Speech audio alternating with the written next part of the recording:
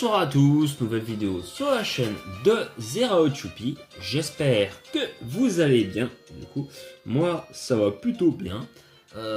Donc c'est la semaine numéro 4 du coup de l'event RP PLF tout simplement. Donc mon adversaire du soir c'est l'ami. Anna, fais attention s'il te plaît. L'adversaire du soir c'est l'ami Schrader. Et du coup, il a fallu quand même build une team contre lui. Je ne me rappelle plus de son starter parce que ça commence à remonter. Je crois que c'était Noix de Coco. Non, je dis des bêtises. Je sais plus c'est quoi son starter. Je sais que c'était pas Revavroom, mais je sais plus ce que c'est son starter. Faudrait me rappeler. En tout cas, j'avais toujours gardé dans la team le Oricorio parce que il avait quand même un bon match-up contre Noix de Coco notamment. Et le problème par contre, c'est qu'il pouvait rien faire à Rhinophéros. Oui, je me rappelle qu'il avait Rhinophéros. Je me demande si c'était pas lui son starter. Je crois que c'était lui le starter de Shredder, donc c'était Rhinophéros. Donc c'est vrai que Oricorio ne le touche absolument pas. Et comme on avait, je crois qu'on avait gagné qu'une semaine sur 4 à ce moment-là, le problème c'est que du coup on n'avait pas les puissances cachées, donc je pouvais pas passer le Rhinophéros. Sinon j'aurais build PC plan sur Oricorio. Donc toujours un set bulky qui reste quand même très intéressant. Ensuite le Rotom Wash qui avait bien servi la semaine 3. Nature Bold, hein, évidemment. Je crois que c'était pour Revavroom au KO, il me semble.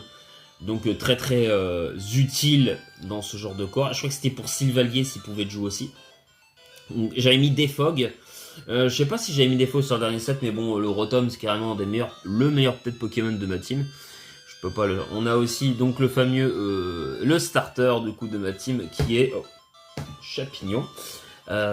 Donc souvent jouer Focus Sash, hein. C'est vrai qu'il n'y a pas trop d'autres sets pour l'instant que je pouvais jouer. Avec Mac Punch, Bullet Seed, Poison Jab et Sword Dance. Alors le Poison Jab, ça par contre je me rappelle bien, c'était pour Noix de Coco d'Alola. J'avais eu je me rappelle une discussion avec Lucio pour lui demander si...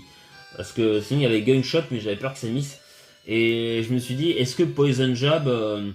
c'était super efficace sur notre Coco, comme il est de type Psy, et je pensais que le type Poison était neutre, mais ça comble le type Psy ne comble pas la faiblesse Poison du type Plante. Donc c'est plutôt intéressant du coup. Ensuite on a le fameux Crobat avec l'Expert Belt, que je trouve intéressant. Modeste évidemment, parce qu'il dépasse déjà toute la team adverse. Il avait déjà bien servi contre Bounty, je me suis dit on peut le sortir. Et lui il a giga sensu, donc il aurait été cool contre Rhinophéros, notamment. Une bonne base HP pour pouvoir tanker un peu. Et avec l'Expert Belt tu fais de bons dégâts. Le Loup-Garok avec la Life Orb, parce qu'au début je l'avais mis banc de choix, mais ça correspondait pas trop. Donc comme lors du dernier match, rigide par contre, parce que le dernier était jovial. Donc comme je dépasse déjà quasiment la team et surtout que j'ai quand même une priorité très importante, c'est vrai que ça peut potentiellement détruire. Et Gastrodon, et surtout que la semaine 4, je me rappelle, il y avait beaucoup de type O. Et Gastrodon donc, remplace déjà dans un premier temps, il remplace bien le Camerupt, car a quand même été très utile sur les 3 premières semaines. Et là c'était très important parce que comme il y a beaucoup de Pokémon O en semaine 4, il me fallait un Pokémon immunisé type O et Gastrodon était le meilleur Pokémon pour ça. Et surtout, il me fallait un Pokémon qui gère extrêmement bien l'ami Rhinophéros. Et Gastrodon, clairement, quand même bien meilleur match-up que Camerupt dans ce genre de team là. Il n'y avait pas, je crois pas, de gros type plan, donc ça pouvait aller. J'avais quand même mis Ice Beam en coverage pour pouvoir toucher notre Coco au cas où. Donc voilà, avec le Rocky Helmet, quand même plutôt intéressant les Pokémon qui prendaient des dégâts de grattage. Et comme je peux me soigner, c'est sympa, j'ai les pièges de rock. En ça, Gastrodon est vraiment très fort dans ce genre de format. Donc j'ai quand même 2 Pokémon, un corps défensif très solide. Entre Gastrodon et Rotom Wash, ça promet quand même. Donc on va voir maintenant la game, tout simplement. Donc on va voir ce que ça va donner. Oh, ça me semble bien, hein. Après, Anna, tu vas pouvoir gérer.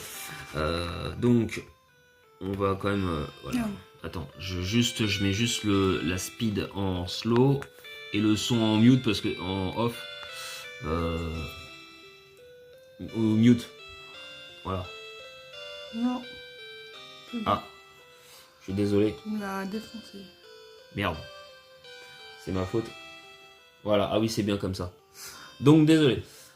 Donc, on a l'ami Schrader contre moi, évidemment. Donc, nous avons, bah, j'ai déjà présenté ma team. Du côté de Schrader, on a le Flamingo aussi. Donc, du coup, en fait, voilà, j'avais joué justement le Rotom Wash Full Def pour être sûr de pouvoir tanker au moins un close combat de Flamingo. Hein, du coup, un demi-tour et me soigner avec les restes. Revavroom était très intéressant également. Je crois que j'avais, il me semble, prévu un truc pour lui. Rhinophéros, donc je le gère quand même plutôt bien avec le Gastrodon et le Champipi. Alors Elecros, potentiellement peut être chiant, mais en vrai je pense que Lugarok le détruit.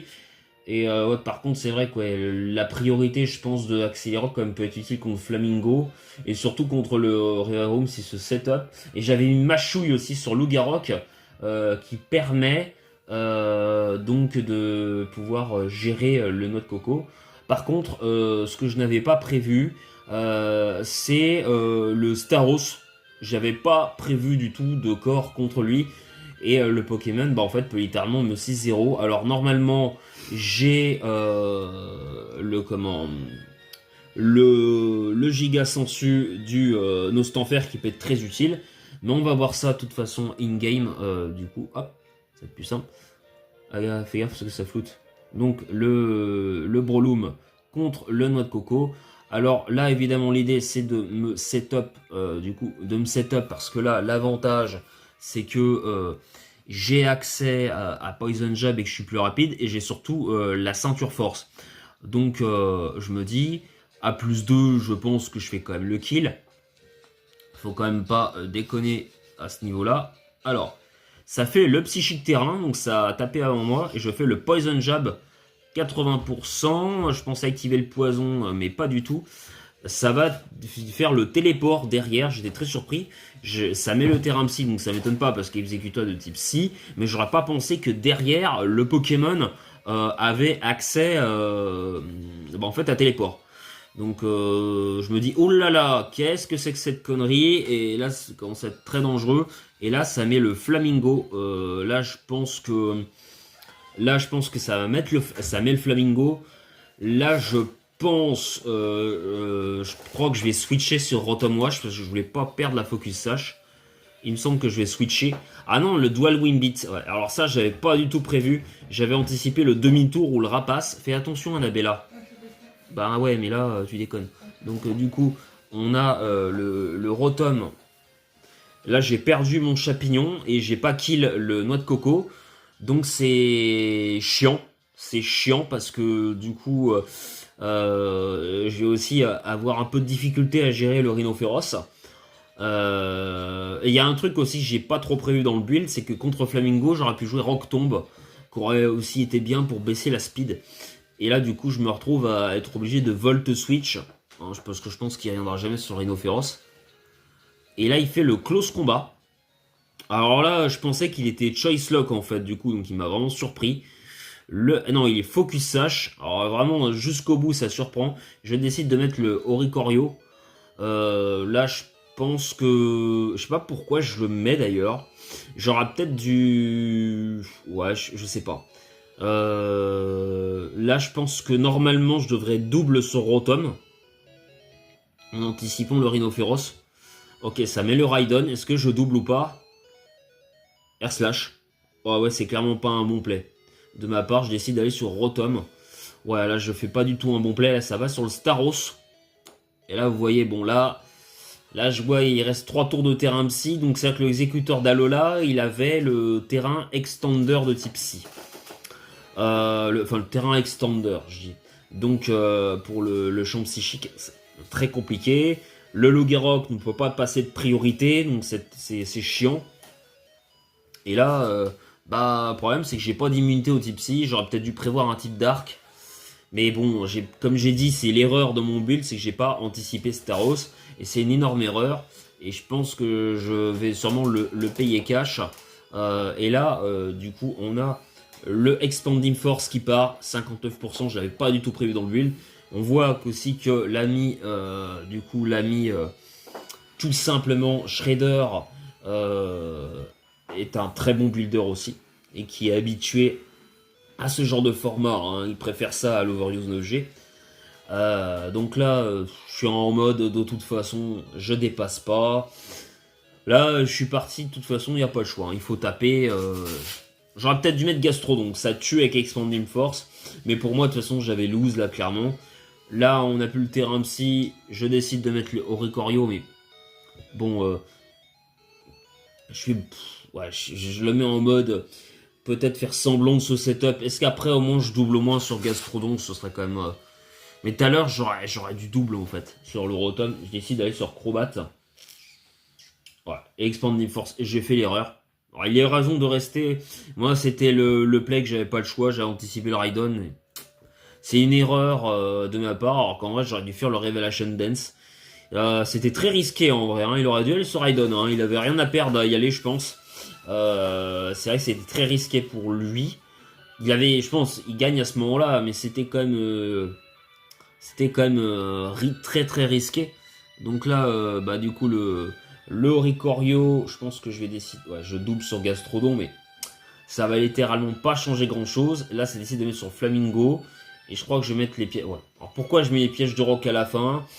Ouais, je fais vraiment ce combat qui fait pas grand chose. Est-ce que je décide de me soigner au moins? Ah ouais, je fais Ice Beam en plus. Oh là là. Je fais beaucoup d'erreurs là dans ce match. Je fais quand même laser glace pour tuer. Ça remet le terrain psy.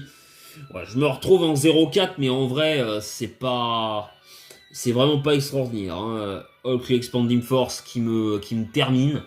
Et on a le Oricorio. On a le Oricorio du coup face au Staros. Et le Expanding Force qui tue. On a le Staros qui fait une masterclass. Et du coup, moi qui pensais avoir cette troisième victoire, du coup pour me qualifier pour le C4, je me retrouve à 2-2, donc il va falloir attendre la semaine d'après pour espérer avoir une troisième victoire. Shredder qui me stoppe du coup alors que j'étais sur un ratio de 2 victoires d'affilée. C'est bien dommage, mais en tout cas je voulais quand même vous montrer le build et comment la game s'est déroulée. Voilà, et aussi des fois ce que l'adversaire a prévu, ce que nous on n'a pas prévu, et c'est ça qui est intéressant parce que c'est intéressant les matchs, on voit que les adversaires ont mieux build que nous et ce que ça donne en game. Et le build est aussi récompensé, c'est aussi pour ça que je voulais montrer cette game. Et n'hésitez pas à liker, commenter, à partager, et à très bientôt sur la chaîne de Zero Choupi.